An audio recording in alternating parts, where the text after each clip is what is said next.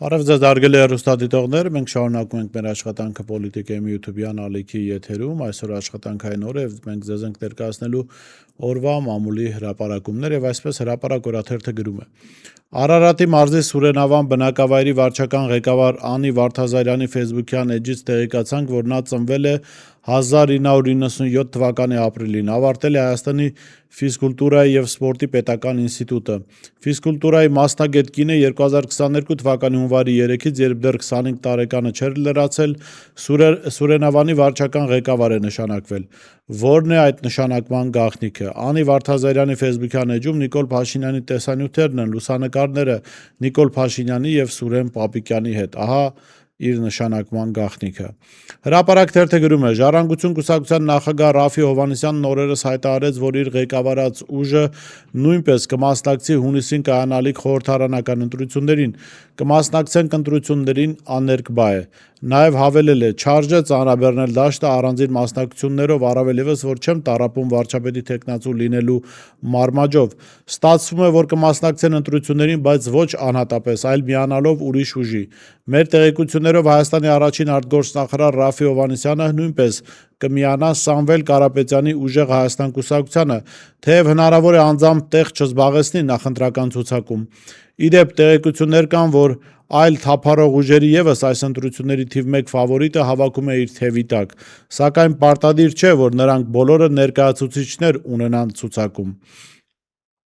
Հրապարակ օրաթերթը գրում է. Հայաստանում փետրվարի 13-ից 14-ը խաղաղության կամուրջ նախաձեռնության շրջանակում անցկացվել է երկկողմ կլոր սեղան, որի ընթացքում հանդիպել են Հայաստանի եւ Ադրբեջանի քաղաքացիական հասարակության ներկայացուցիչները։ Միջոցառումը անցկացվել է Ծաղկաձորի 88 Deluxe հյուրանոցում։ Վարչապետի աշխատակազմի եւ նշված հյուրանոցի միջև կնքված պայմանագրի համաձայն 8,898,910 դրամ է վճարվել 88 ՑՊ-ին հյուրանոցային ծառայությունների մատուցման համար։ Ընկերությունը փետրվարի 13-ից 14-ին տրամադրել է հյուրանոցային 35 համար 46 անձի համար, այդ թվում 2 հատ մեկտեղանի պրեմիում սուիթ, 26 հատ մեկտեղանի, 6 երկտեղանի եւ 1 հատ 6 տեղանի։ Պայմանագրում ներառված է եղել նաև սրահների վարձակալություն 65 անձի համար, կոնֆերանս սրահ եւ սրահ։ Հետաքրքիր է, որ սա ներկայացվում է այսպես կոչված քաղաքացիական հասարակության անունից, բայց եւ Ադրբեջանի կողմից եւ Հայաստանի կողմից իշխանության կցորդներն են, ամենայն հավանականությամբ նաև ազգային անվտանգության գործակալները, սա որևէ կապ չունի իրական քաղաքացիական հասարակության հետ, նաև այս նրանց միջոցառումների վճարումն էլ, որ կատարվում է Նիկոլ Փաշինյանի աշխատակազմից, հասկանալի է դարձնում, որ խոսքը որևէ ձևով չի կարող գնալ այս իրական քաղաքացիական հասարակության մասին։ Հրապարակ թերթը գրում է. Պաշտպանության նախարար Սուրեն Պապիկյանը մասնագիտությամբ պատմության դասատու է, նրա 3 տեղակալները ֆինանսիստներ եւ ոստիկան։ Պաշտպանության նախարարության գլխավոր քարտուղար Համլետ Բատիկյանը նույնպես կրթությամբ ու աշխատանքային փորձով կապ չունի պաշտպանական ոլորտի հետ, ավարտել է ԵՊՀ-ի իրավագիտության ֆակուլտետը, 2013-ից 14 թվականներին պաշտոնավարել է որպես աշտարակկաթ ՓԲ-ի իրավաբանական բաժնի ղեկավար, 2013-ից 17 թվականներին Արթելա իրավաբանական գրասենյակի տնօրեն, 14-ից 16 թվականներին Տնտեսաիրավական վերլուծությունների կենտրոն ՀԿ-ի գլխավոր տնօրեն, 2017-ից 19 թվականներին տարածքային կառավարման եւ զարգացման նախարարության իրավաբանական բաժնի պետ, 2021 թվականի դեկտեմբերի 8-ից որպես ՊՆ գլխավոր քարտուղար պաշտոնավարող։ Անկուսակցական Համլետ Բատիկյանը սակայն ընդգրկվել է քաղաքացիական պայմանագիր կուսակցության ընտրական ցուցակում, նա ԿՊ նախընտրական ցուցակի առաջին փուլի քվեարկության արդյունքներով զբաղեցրել է 172-րդ տեղը, ստանալով ներողություն ընդամենը 79 քվ։ Ես իհարկե չեմ զարմանում այս նշանակումներով եւ զարմանում եմ օրաթերթի զարմանքի վրա, որովհետեւ ինչ կապ ունի այսօրվա Հայաստանի պաշտպանության նախարարությունը պաշտպանության զինվորական գործի հետ։ Դա կառույց է, որը կատարում է կոնկրետ հրահանգներ, հաճախ նաև Ադրբեջանից եկող հրահանգներ, գուցե ոչ ուղիղ, այլ քաղաքական տեքստերի տեսքով, որ ասում են բանակը պիտի կրճատվի, մեկ էլ չգիտես որտեղից նախաձեռնություն է գալիս, որ ծառայության ժամկետը կրճատվում է։ Ասում են Հայաստանը չպետք է վերազինվի, տեսնում ես, որ իրական լուրջ վերազինում տեղի չունեն եւ այսպես շարունակ այս մարդիկ կատարածություններ են հրանգներ գալու են մանավանդ որ այնտեղ Միացյալ Նահանգները դեսպանությունը այլևս ներկայացուցիչ ունի մշտական իր գրասենյակն ունի ես կարծում եմ այս մարդկանց ընդհանրապես կարելի է ազատել եւ այդ դեսպանության Միացյալ Նահանգների ներկայացուցիչը կարող էր նաեւ պաշտպանության նախարար լինել եւ կառավարել ամբողջ համակարգը այնպես ինչպես Միացյալ Նահանգների շահերն են թելադրում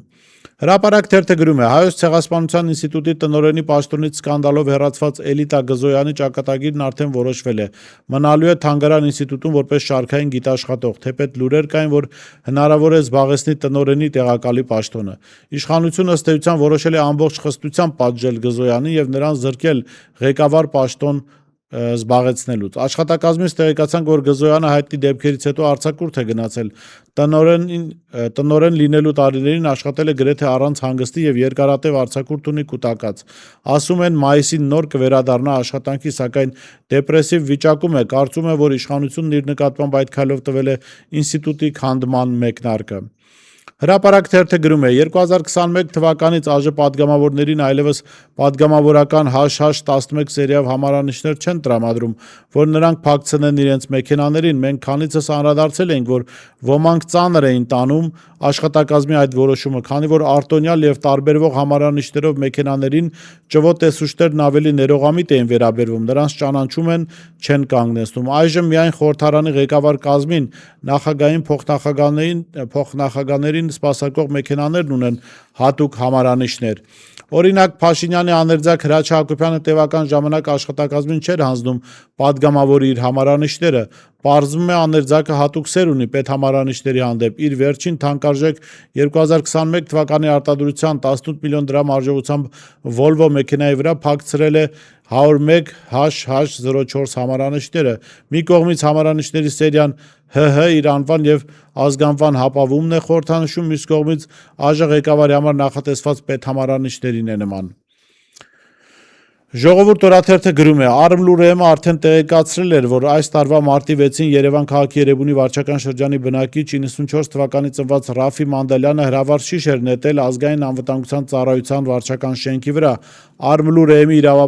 իրապահ մարմիններին մոտ կանգնած աղբյուրները միջադեպի վերաբերյալ նոր բացառիկ մանրամասներ են հայտնում, բացահայտելով երիտասարդի գործողության շարժառիթները։ Մասնավորապես Արմլուրեմի տեղեկություններով դյուրավար շիշը նետած քաղաքացի Ռաֆի Մանդալյանը իրապահներին ցուցմունք է տվել, բացատրել, որ իր քայլը պայմանավորված եղել խորը զայրույթով եւ հիասթափությամբ։ Նա նշել է, որ իրեն մտահոգում է հայրենիքի անվտանգության վիճակը եւ իր համոզմամբ հասարակության մեջ առկա է անտարբերություն եւ լռություն այդ հարցի շուրջ։ Մանդալյանի խոսքով իր գործողությամբ փորձել է ցույց տալ, որ բոլորը անտարբեր չեն, նրա նպատակն է եղել կոտրել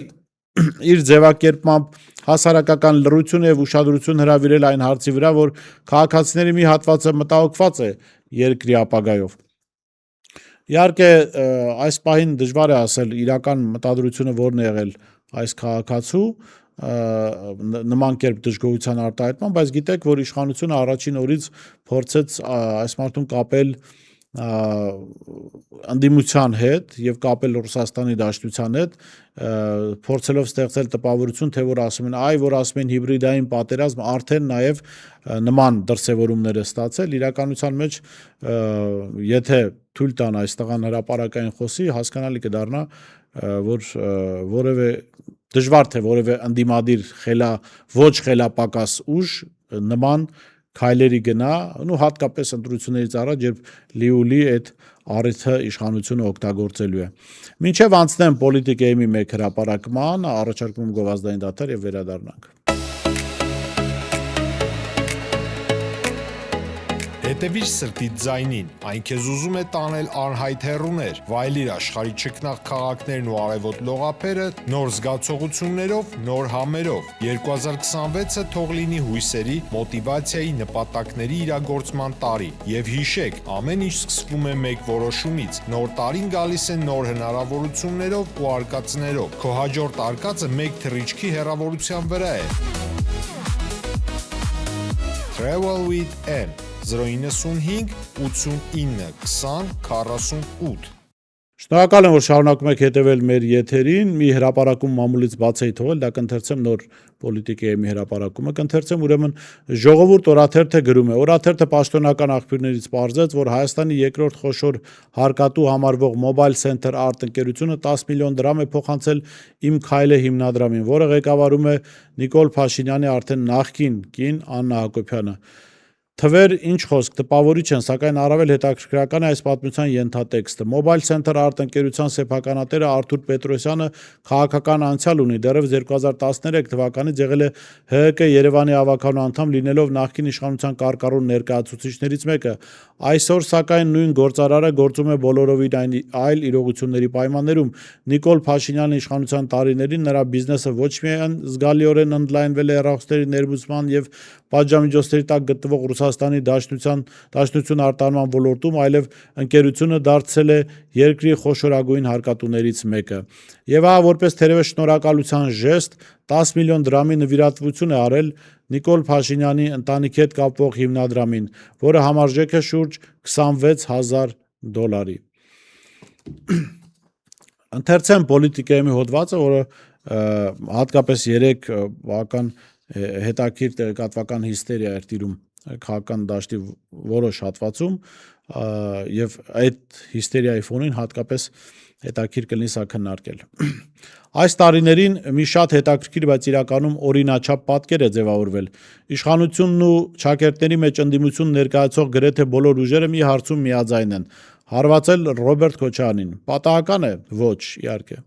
Ինչպես է ստացվում, որ Նիկոլ Փաշինյանը, Սերժ Սարգսյանը, Միքայել Մինասյանը, Արամ Սարգսյանը եւ այլք, որոնք իբր իրար հակառակ բևեռներում են, մի կետում դառնում են մեկ թիմ։ Պատասխանը պարզ է, նրանք բոլորը նույն մատրիցայի մեջ են։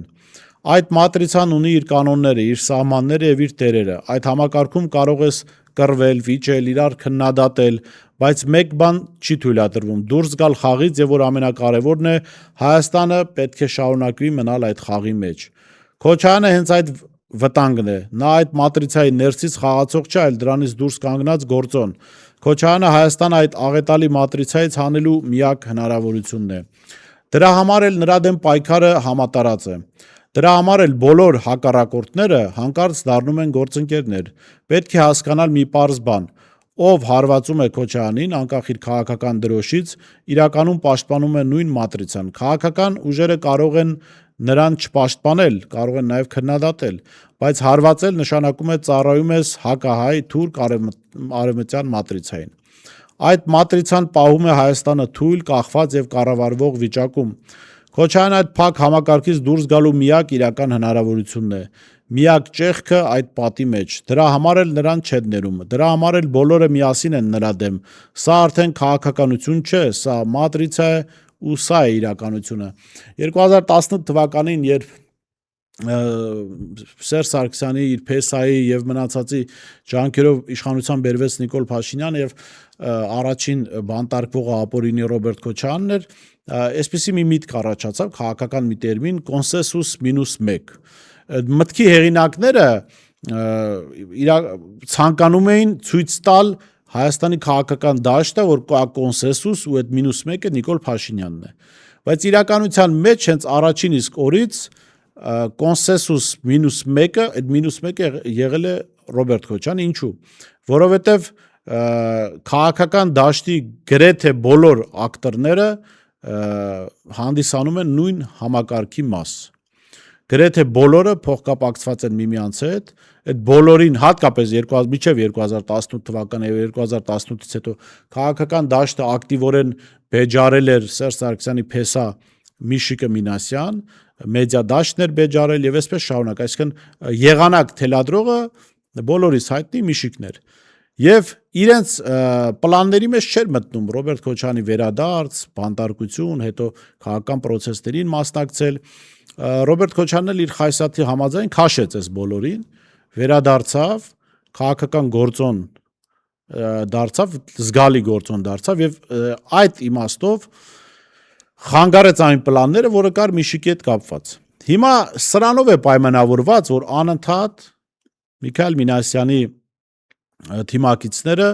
ցայտնոտնի մեջ են Նիկոլ Փաշինյանի հետ համատեղ, լծված են մի գործի, համոզել հանրությանը, որ իբրև թե Ռոբերտ Քոչարյանի առաջնորդած ուժը անցողիկ շեմը չի հաղթահարում, եւ ժողովուրդ ջան, մի քվեարկեք էլի այդ մարդկանց։ Գնացեք քվեարկեք, ում ուզում եք քվեարկել, որովհետեւ ինչ են սա ասում, որովհետեւ Միշիկի համար իրականում Հայաստանի քաղաքական դաշտում ում ուզում ես քվեարկես, դու քվեարկում ես Նիկոլի ու Միշիկի օգտին։ Նիկոլին քվեարկելով էլ ես իր օգտին քվեարկում։ Այդ համակարգից դուրս գալու միակ տարբերակը Ռոբերտ Քոչարյանն։ Ես չգիտեմ Ռոբերտ Քոչարյանը լիարժեքորեն դա գիտակցելով է ստանձնել այդ դերը, թե իրերի դրությունն են բերել դրան, բայց հիմա մարդը պատմական այսպիսի մի առաքելություն ունի։ Եվ սրանով է պայմանավորված այս անընդհատ հարվածները ընդ որում բոլոր կողմերից։ Ես չեմ ասում, որ Ռոբերտ Քոչարյանին չի կարելի քննադատել իր կառավարման տարիների հետ կապված, եղած սխալների հետ կապված, այդ թվում նաև իր իշխանության տարիներին ու վերջնաժամկետին, հա, Միշիկի նմանին հանդուրժելու հետ կապված եւ մնացած բոլոր հարցերի մասով։ Բայց քննադատել կամ համաձայն չլինել իր հետ եւ փորձել ոչնչացնել քաղաքական այդ գործոնը, դրանք լրիվ տարբեր բաներ են։ Մարդիկ կարող են քննադատել նաեւ ամենալուսավոր գաղափար ունեցող մարդուն, բայց եւ դու փորձում ես այդ քաղաքական գործոնը ոչնչացնել, ուրեմն դու ծառայում ես հենց այն մատրիցային, որը ստեղծված է այս մարդկանց օգտագործմամբ, Միշիկն էլ այդտեղ խելքի տոպրակ չի, մի գործիք էլ ինքն է,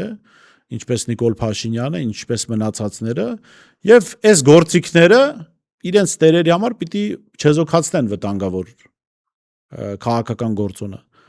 Մնացածը իհարկե քննադատության բանին ես դեմ չեմ, հատկապես որ չկա իշխանություն, որի տարիներին սխալներ չեն եղել, կոպիտ սխալներ չեն եղել, անգամ հանցագործություններ չեն եղել, որի մասին պետք է